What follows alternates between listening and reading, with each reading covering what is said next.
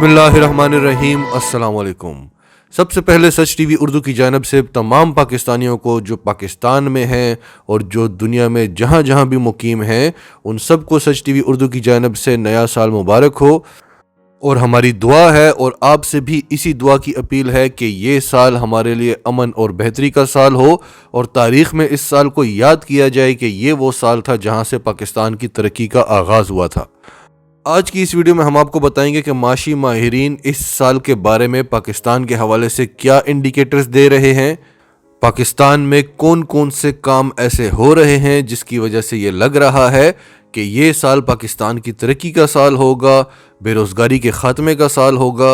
और फिर हम कंपेयर करेंगे इस साल को 2020 से। जब 2020 स्टार्ट हुआ था तब पाकिस्तान कहाँ खड़ा था और आज कहाँ खड़ा है। और ये इंफॉर्मेशन से भरपूर वीडियो होगी, इसमें हम कोशिश करेंगे कि पूरे साल का खुलासा करके आपके सामने रख दें। तो आपसे गुजारिश है कि इस वीडियो को आखिर तक ज़रूर देखिएगा। डिटेल्स में जाते हैं उससे पहले अगर अभी तक आपने हमारा चैनल सच टीवी सब्सक्राइब नहीं किया तो इसे अभी सब्सक्राइब करें और बेल आइकन पर क्लिक करें ताकि हमारी आने वाली वीडियोस आपको वक्त पर मिलती रहें। जब 2020 का आगाज़ हुआ था तो पाकिस्तान हर माह की तरह मुसलसल खसारे में जा रहा था।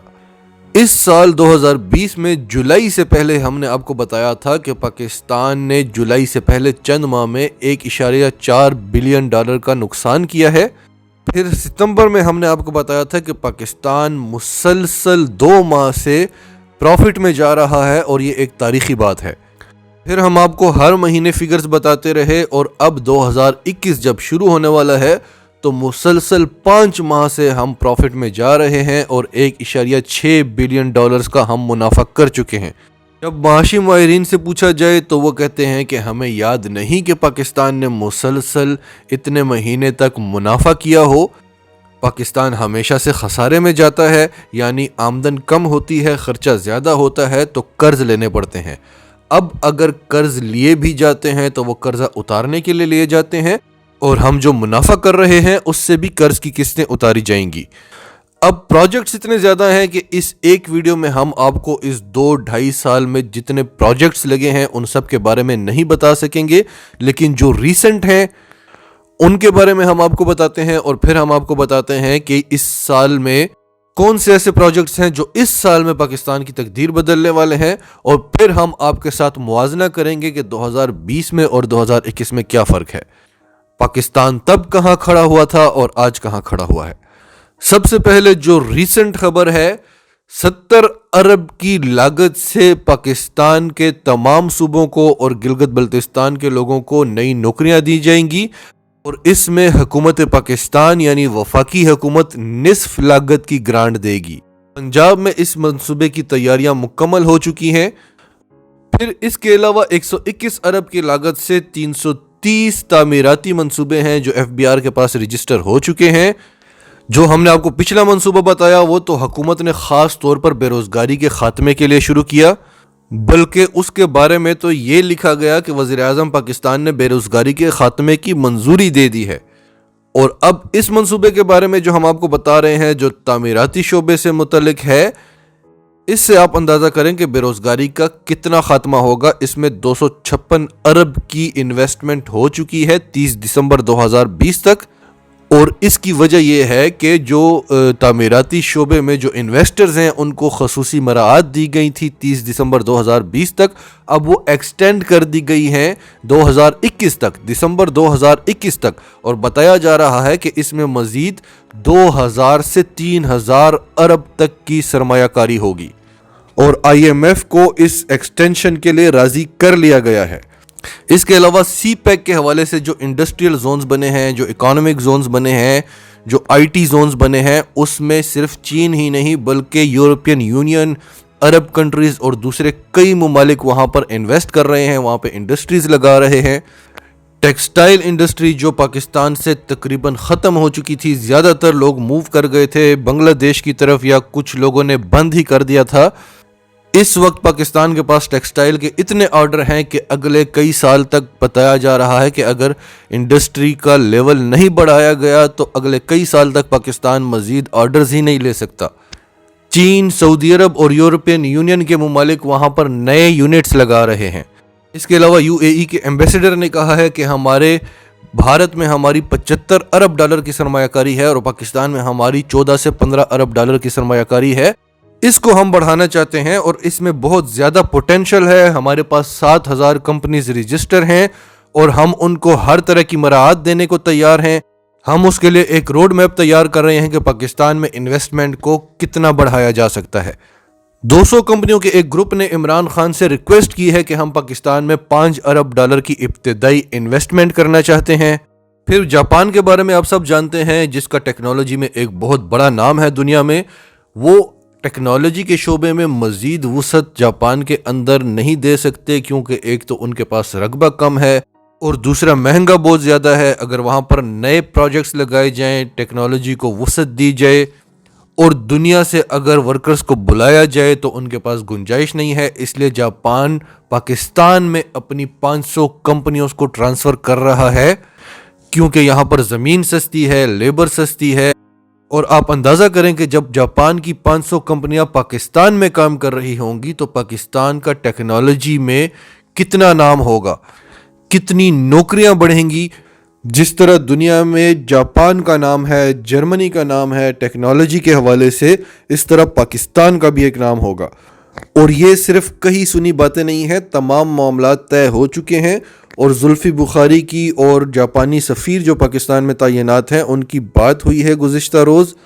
تو جاپانی سفیر کا کہنا تھا کہ کووڈ-19 کی وجہ سے رکے ہوئے ہیں، جو ہی حالات تھوڑے سے صحیح ہوتے ہیں تو سب کچھ ریڈی ہے. 500 کمپنیاں تیار بیٹھی ہوئی ہیں. اب انرجی کے شعبے میں بات کریں تو بے شمار پروجیکٹس ہیں جن پر کام ہو رہا ہے، جو مکمل ہو چکے ہیں، جن کو سسٹم میں شامل کیا جا چکا ہے. ہم آپ کو ڈیٹیلز نہیں بتا سکتے آج کی ویڈیو میں، ہم آپ کو وقتاً فوقتاً ویڈیوز بنا کر بتاتے رہتے ہیں، کیونکہ ایک پروجیکٹ کی ڈیٹیل پہ پوری ایک ویڈیو بنتی ہے. اس میں جو چیدہ پروجیکٹس ہیں، ایک تو جو تھر میں کوئلے سے بجلی بننا شروع ہو گئی ہے، دوسرا نیدرلینڈ کے ساتھ مل کر جو کراچی میں گاربیج پاور پلانٹ لگایا جا رہا ہے جس سے کچرے سے بجلی بنے گی.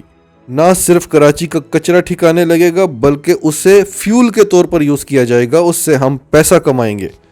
پھر ایٹمی بجلی، ساری دنیا جانتی ہے کہ پاکستان ایک ایٹمی ملک ہے، لیکن یہاں پر ایٹمی بجلی نہیں بنتی تھی. K2 نامی پاور پلانٹ جو کراچی میں لگا ہے وہ مکمل ہو چکا ہے اور اس نے ایٹمی بجلی کی پروڈکشن سٹارٹ کر دی ہے. سی پیک پر جو تیزی سے کام ہوا ہے، سی پیک کے حوالے سے آج برطانوی سفیر نے کہا ہے کہ سی پیک سے سالانہ 30 لاکھ نوکریاں پیدا ہوں گی اور انہوں نے سفارش کی ہے کہ آپ بھارت کو بھی اس میں شامل کریں. چین جو دنیا کا سب سے بڑا ایکسپورٹر ہے، جو پوری دنیا میں ہر قسم کا سامان سپلائی کرتا ہے، اس کی ایکسپورٹس $250 ٹریلین سے زیادہ کی ہیں. وہ اگر دنیا کو سامان بھیجے گا تو اس کو پاکستان کے راستوں کی ضرورت پڑے گی. اس کے علاوہ جتنے بھی ممالک سی پیک میں شامل ہیں، اب روس بھی اس میں شامل ہو چکا ہے، یوریشین کنٹریز بھی ہیں اور بھی کئی سارے ممالک ہیں. یہ جب دنیا سے تجارت کریں گے تو ان کو پاکستان کے راستوں کی ضرورت پڑے گی. تو آپ اندازہ کریں کہ پاکستان کتنا بڑا تجارتی مرکز بن جائے گا. اس کے علاوہ امریکہ کی جو پلاننگ تھی کہ وہ افغانستان سے فارغ ہو کر مقبوضہ کشمیر میں اور لداخ میں آ کے بیٹھے گا اسرائیل کے ساتھ، کیونکہ افغانستان میں وہ کچھ کر نہیں سک رہے اور ان کا جو اصل مقصد ہے چین کو ٹارگٹ کرنا، وہ وہاں پر بیٹھ کے اچھے سے کر سکیں گے. بھارت مضبوط ہو جائے گا اور گلگت بلتستان پر حملہ کر سکے گا.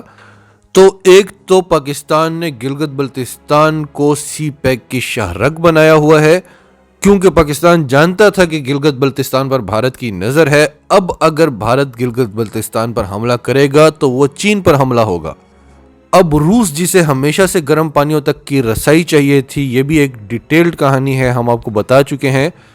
اسے پاکستان نے اب لیگل طریقے سے گرم پانیوں تک رسائی دے دی ہے. اب اگر گلگت بلتستان پر کوئی حملہ کرے گا تو روس پر حملہ کرے گا. آپ اندازہ کریں کہ پاکستان نے اپنے آپ کو کس طرح سے سیف کیا ہے، پھر چین کو کس طرح سے سپورٹ کیا ہے، کس طرح سے اس کی مدد کی ہے کہ وہ بھارت کو گردن سے پکڑ لے. پھر آپ جانتے ہیں کہ بھارت نے اربوں ڈالرز کی سرمایہ کاری کی ہوئی ہے پوری دنیا میں کہ پاکستان کو تنہا کیا جا سکے، اور اس میں وہ کامیاب بھی تھا. اس میں ہمارے اپنے لوگ بھی اس کے ساتھ ملے ہوئے تھے. صرف 2 سال پہلے آپ دیکھ لیں کہ کیا صورتحال تھی اور آج دیکھ لیں. دنیا پاکستان کا نام لینا پسند نہیں کرتی تھی. پاکستان کو ایک دہشت گرد ملک سمجھا جاتا تھا اور یہ سمجھا جاتا تھا کہ وہاں پر تو ظلم و ستم ہے، ہر جگہ پر قتل و غارت ہے، دہشت گرد کھلے بازاروں میں پھر رہے ہیں۔ عمران خان کی UN کی تقریر کے بعد ایک بہت بڑا چینج آیا تھا۔ بھارت جسے پوری دنیا پسند کرتی تھی، جن کو بہت زیادہ پیار کرنے والے لوگ سمجھا جاتا تھا، آج دنیا اس بھارت سے نفرت کر رہی ہے، ان کو دہشت گرد کہہ رہی ہے۔ پوری دنیا کی بڑی بڑی تنظیمیں رپورٹس دے چکی ہیں۔ دنیا کا سب سے بڑا دہشت گرد ملک اور دنیا کا سب سے بڑا خطرناک ترین ملک قرار دیا جا چکا ہے، اور پاکستان کو دنیا امن پسند ملک کہہ رہی ہے۔ پھر دنیا کو یہ لگتا تھا کہ اگر جنگ ہوئی تو بھارت تو پاکستان کو کچل دے گا۔ 27 فروری کو بھرپور جواب دے کے پاکستان نے دنیا کو بتا دیا کہ بھارت کیا ہے اور پاکستان کیا ہے۔ EU ڈس انفو لیب نے بھارت کو بے نقاب کیا کہ بھارت EU کو یعنی یورپین یونین کو پچھلے 15 سال سے بیوقوف بنا رہا ہے، اور وہ یورپین یونین کو اور یونائٹڈ نیشنز کو پاکستان کے خلاف جھوٹے پروپیگنڈاز کے ذریعے استعمال کر رہا ہے۔ South Asia institute of minorities نے یہ ابھی حال ہی میں بتایا کہ بھارت کی کیا پلاننگ ہے، وہاں پر مسلمانوں کے ساتھ کیا ہونے والا ہے اور دوسری مائنورٹیز کے ساتھ بھی۔ یہ بہت بڑی اچیومنٹس ہیں۔